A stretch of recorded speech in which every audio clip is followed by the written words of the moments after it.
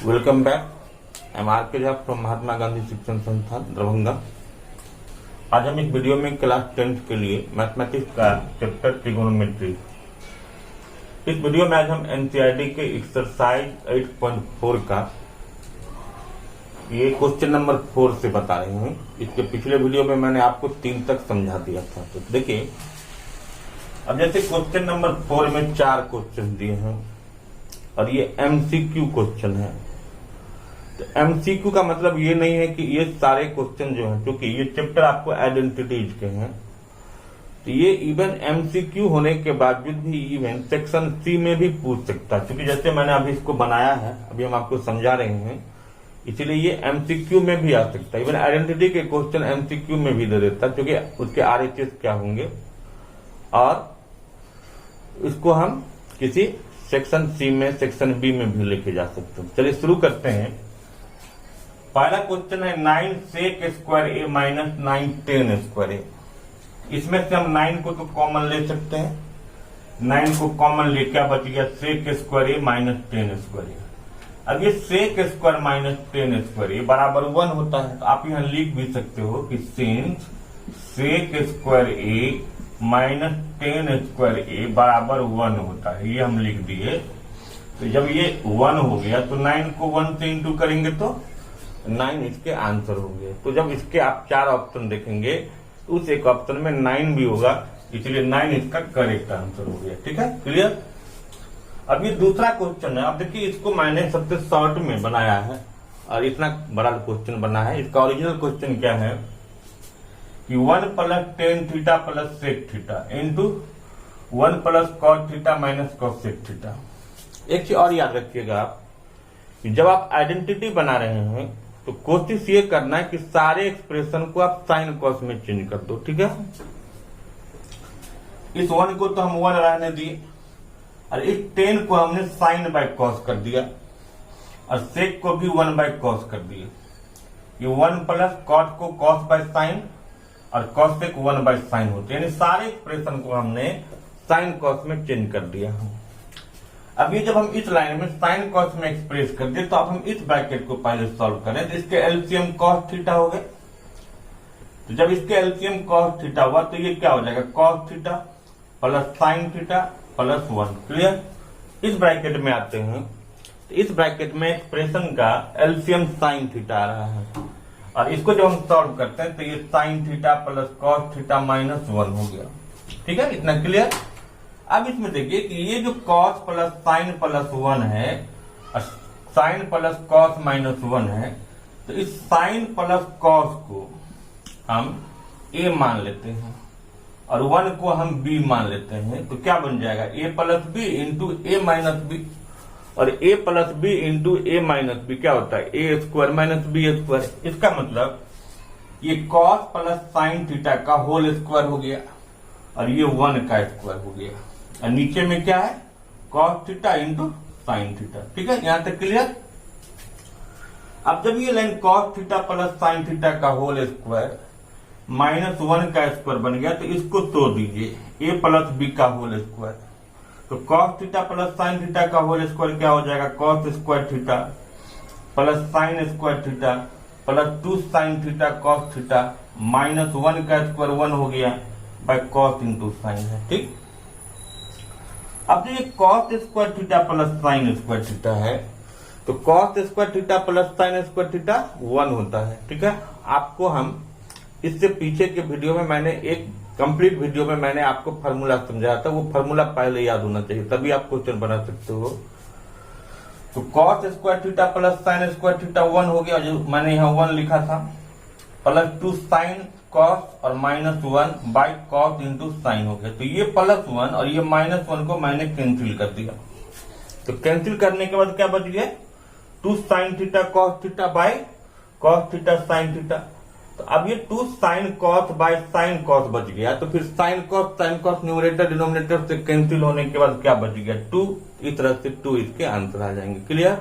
और ये 3 नंबर के क्वेश्चन में भी पूछे जा सकते हैं, ये ध्यान रखना है। ठीक है। अब तीसरा क्वेश्चन देखिए,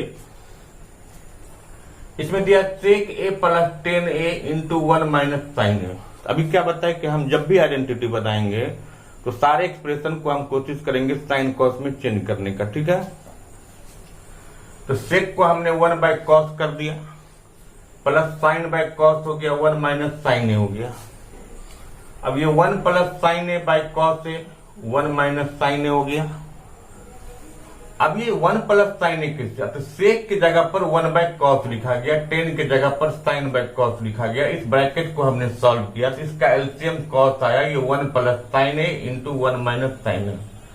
इसके न्यूमरेटर में क्या है, 1 प्लस साइन ए, उसके वहां क्या है 1 माइनस साइन ए, मतलब ये ए plus B into A minus B, A plus B into A minus B बराबर ए स्क्वायर माइनस बी स्क्वायर।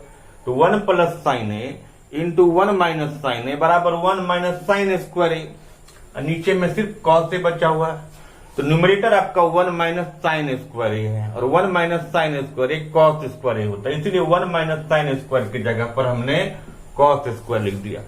तो कॉस स्क्वायर बाय कॉस ए। अब न्यूमरेटर में 2 कॉस है, डिनोमिनेटर में 1 कॉस है, इसका मतलब ये 2 कॉस इस 1 कॉस के साथ कैंसिल होकर सिर्फ क्या बच गया, कॉस ए। इस तरह से इस एक्सप्रेशन का आंसर कॉस ए हो गया। क्लियर। अब ये क्वेश्चन नंबर 4 है, 1 plus 10 square A bye 1 plus cot square ए। तो 1 प्लस 10 स्क्वायर ए सेक स्क्वायर ए होता है, और 1 प्लस कॉट स्क्वायर ए कॉसेक स्क्वायर ए होता है। सेक का रेसिप्रोकल कॉस होता है, कॉसेक का रेसिप्रोकल साइन होता है। तो कॉसेक को जब आप ऊपर भेजिएगा, तो जब न्यूमरेटर डिनोमिनेटर को हम ऊपर नीचे करेंगे तो रेसिप्रोकल बन के जाता है। तो कॉसेक को जब हम ऊपर करेंगे तो ये साइन स्क्वायर ए हो जाएगा, और सेक स्क्वायर को नीचे करेंगे तो ये कॉस स्क्वायर हो गया। तो इसलिए क्या बन गया, sine square A by cos square A, और sine square by cos square A क्या होता है 10 स्क्वायर ए। इस तरह से इस एक्सप्रेशन का 10 स्क्वायर ए आंसर आ गया। क्लियर। तो ये 4 क्वेश्चन नंबर 4 जो था, इसमें कुल 4 क्वेश्चन थे जो कि एमसीक्यू में दिख दिया था। एमसीक्यू भी जानना है, इवन इसके सब्जेक्टिव भी स्किल आपको पता होना चाहिए कि कैसे ये क्वेश्चन हम बनाएंगे। अब चलते हैं क्वेश्चन नंबर 5 शुरू करते हैं। तो क्वेश्चन नंबर 5 का ये पहला क्वेश्चन है, और एक फॉर योर कैन इंफॉर्मेशन, ये 5वां का जो पहला क्वेश्चन है, ये सीबीएसई के 2020 के एग्जाम में यही क्वेश्चन आया था। 3 नंबर के क्वेश्चन थे, जो कि मैंने आपको वीडियो के स्टार्टिंग में ही कहा है कि सारा क्वेश्चन इंपॉर्टेंट है। देखिए, जब आप आइडेंटिटी बनाते हो तो उसमें डिफरेंट सिचुएशंस बनते हैं। पहला केस में आप सिर्फ एलएचएस को कैरी कीजिए, उसको सॉल्व कीजिए, आरएचएस मिल जाता है। कुछ ऐसे भी क्रिटिकल क्वेश्चन आपको बन सकता है जिसको आप इजीली एलएचएस को डायरेक्ट आरएचएस में सॉल्व नहीं हो रहा है, तो चिंता करने की कोई बात नहीं है। आप थोड़ा सा एलएचएस को सॉल्व कर दीजिए, थोड़ा सा आरएचएस को सॉल्व कर दीजिए, इस तरह से वो दोनों मिल जाएगा तो भी क्वेश्चन प्रूव हो जाता है। चलिए क्वेश्चन नंबर 5 का पहला, इसको मैंने एलएचएस को सिर्फ लिखा है, आरएचएस नहीं लिखा। एलएचएस में cosec theta minus cos theta का होल स्क्वायर है, इसको लाना था हमको 1 minus cos bye 1 plus cos, तो हमने बस एलएचएस को लिखा। इसके बाद हमने कॉसेक और कॉट को साइन कॉस में एक्सप्रेस कर दिए हैं। कॉसेक होता है 1 बाय साइन, और कॉट होता है कॉस बाय साइन, यानी ये 1 by sine theta minus cos theta by sine theta का होल स्क्वायर हो गया। अब अगर ये 1 by sine theta minus cos theta by sine theta का होल स्क्वायर हुआ, तो हम पहले इसका एलसीएम निकाल लिए। इसका एलसीएम साइन हुआ, तो ये 1 माइनस कॉस थीटा, यानी 1 minus cos theta by sine theta का होल स्क्वायर हो गया। क्लियर। अगर ये 1 minus cos theta by sine theta का होल स्क्वायर हुआ, तो इसका मतलब ये हुआ कि 1 माइनस कॉस भी 2 बार है और साइन भी 2 बार है, इसलिए मैंने इसको अलग अलग करके लिख लिया, 1 minus cos into 1 minus cos और बाय साइन स्क्वायर। ठीक है। न्यूमरेटर को कुछ नहीं किए हैं, बस 2 बार हम लिखे 1 minus cos into 1 minus cos. ये जो साइन स्क्वायर थीटा है, तो साइन स्क्वायर थीटा बराबर 1 माइनस कॉस स्क्वायर थीटा होता है। तो अगले स्टेप में हम साइन स्क्वायर थीटा की जगह पर 1 माइनस कॉस स्क्वायर थीटा कर दिया। ठीक। अब फिर ये 1 माइनस कॉस स्क्वायर थीटा एक नया एक्सप्रेशन में आ गया ए स्क्वायर माइनस बी स्क्वायर, जो कि ए plus B into A minus B होता है। तो 1 minus cos theta into 1 plus cos theta, तो ये 1 माइनस कॉस ऊपर नीचे एक कैंसिल हो गया, और एक कैंसिल होने के बाद मेरे पास क्या बच गया 1 minus cos theta by 1 plus cos theta. इस तरह से 1 minus cos theta by 1 plus cos theta ये RHS हो गया। क्लियर?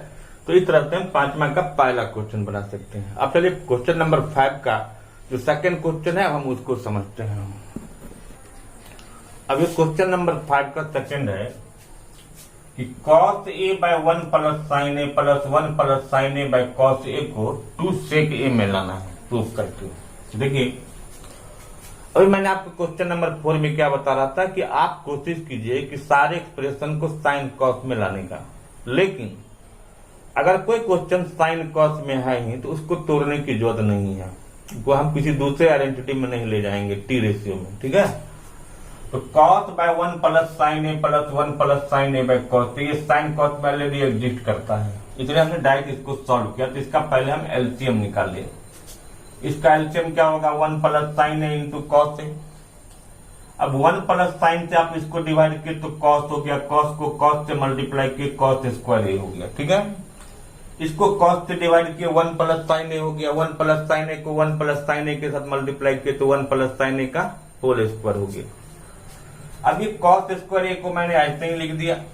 अब ये 1 प्लस साइन ए का होल स्क्वायर है, तो 1 ए प्लस बी का होल स्क्वायर आ गया, 1 plus sign square A plus 2 sign A plus B का होल स्क्वायर हमने यूज किया बाय 1 प्लस साइन ए इंटू कॉस। यहाँ पर एक इंफॉर्मेशन और आपको याद रखोगे कि जब आप एलसीएम निकालिएगा और एलसीएम अगर मान लीजिए वो प्रोडक्ट के फॉर्म में आ रहा है तो कोशिश कीजिएगा कि आप इनिशियली शुरू में ही आप उसको मल्टीप्लाई मत कर दीजिएगा। अगर जरूरत पड़ेगी तो आप बाद में करोगे।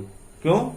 क्योंकि जनरली ऐसा देखा जाता है 99% क्वेश्चन में ये जो अलग अलग प्रोडक्ट के फॉर्म में रहता है वो बाद में प्राय कैंसिल हो जाता है, लेकिन अगर हम उसको पहले ही मल्टीप्लाई कर दिए रहेंगे तो क्वेश्चन कंप्लीट बन जाएगा। तो इसीलिए आप शुरू में इसको मल्टीप्लाई मत कीजिएगा। ठीक है?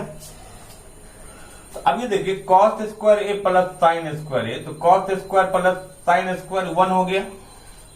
इस 1 को मैंने ऐसे ही कॉपी कर दिया। अब ये 2 साइन ए है, देखिए इसको हमने अभी मल्टीप्लाई नहीं किया, ऐसे ही लिखा है 1 plus sine A into cos A.